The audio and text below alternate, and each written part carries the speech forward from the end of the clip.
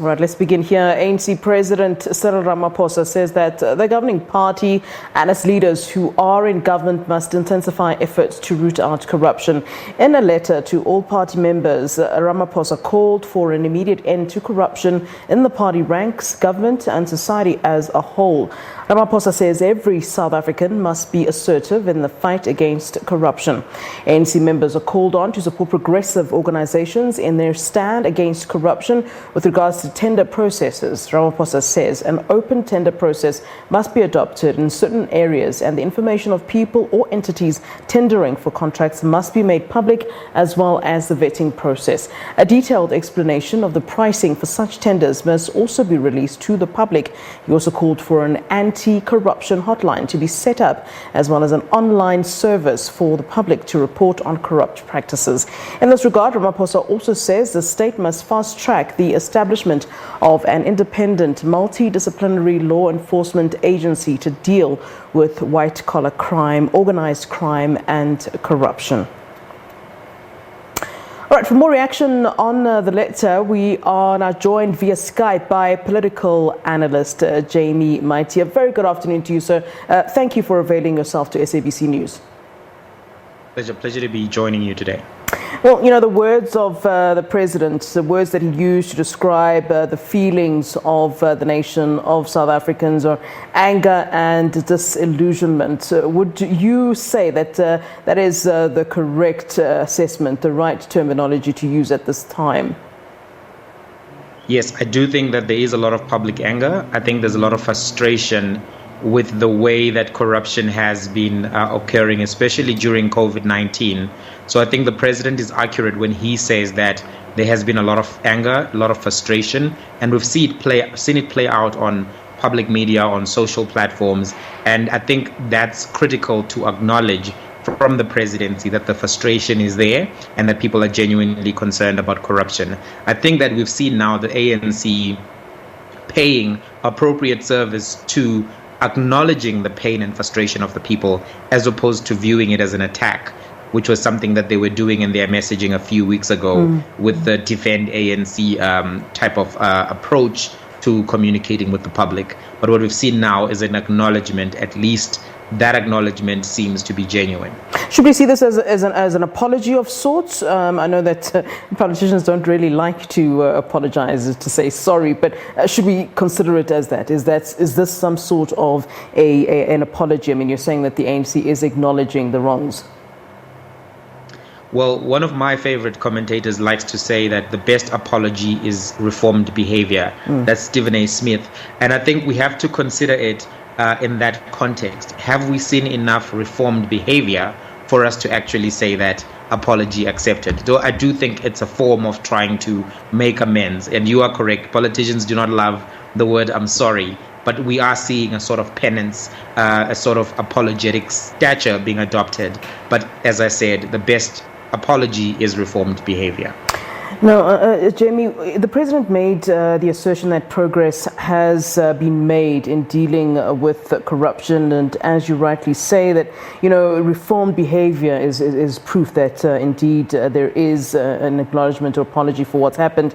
Has corruption, though, really indeed been, you know, sort of, what's the word? Has it decreased, really? I mean, we look at the fact that we do see a number of allegations of corruption that continue to show themselves within the ruling party. And I wonder if it is a case of more just being exposed at this time, or the fact that indeed the kind of corruption within the ANC has indeed increased over the years. But the president is saying that progress has been made in dealing with corruption. He mentions Eskom and he mentions Transnet. He says that they've managed to recover some stolen funds. Do you think that there is indeed progress that the president has spoken about? So I think that it's a mixed bag, and that's what complicates it, because even when we look at the new appointments, some of the new appointments have also been implicated in irregular practices, trying to pick the companies that should get the tenders, and this is Eskom. We've seen some overpayments in Eskom as well, and practices which are still irregular even in the Ramaphosa dispensation. So even though the president does say, look, we've got a new NPA, we're trying to get these prosecutorial powers, we're trying to reform these structures, and we've made these new appointments, not all of the new appointments have led to increased efficiency or to the removal of financial irregularities. So I think that even though that argument is made with some semblance of genuineness, it's complicated by the reality of what we've observed. But I do think that we can commend the president for making the kinds of calls that people who are charged with corruption, people who are implicated in any corrupt activities must recluse themselves from the offices that they occupy organizationally and within whatever municipality or government entity they may be working in. I think trying to implement those kind of practices is going to be the challenge moving forward. And of course, there are factional disputes that need to be balanced out, because if it looks like the president is trying to only get his rivals using the corruption banner, that will undercut, because I think that the corruption problem is cross-factional. It's not a one-faction issue, it's an organizational issue, and it needs a robust approach. So approaching it with a bias could actually lead to more damage than good. You know, I've raised her name quite a bit this afternoon. I hope it's not coming across as personal. But, you know, you talk about the issue of those that are accused sort of recusing themselves from senior positions. And I was speaking to my colleagues, senior reporters this afternoon, and we were talking about Antilegume, who's now been sort of brought back into a senior role within the ANC in KZN, and a person who is in fact accused of corruption, who's out on a bail at the moment and is yet to answer to accusations. It seems a lot like an own goal that the ANC has brought her in at this time. I wonder, what is your assessment then when you're saying that those who are accused should recuse themselves until we get answers and get to the bottom of what actually happened? But we have a situation in KZN where we've brought in Antilegume, a person who is accused indeed of corruption, which takes me then back to really the seriousness of the party to want to address and punish those who are seen or perceived to be guilty of corruption.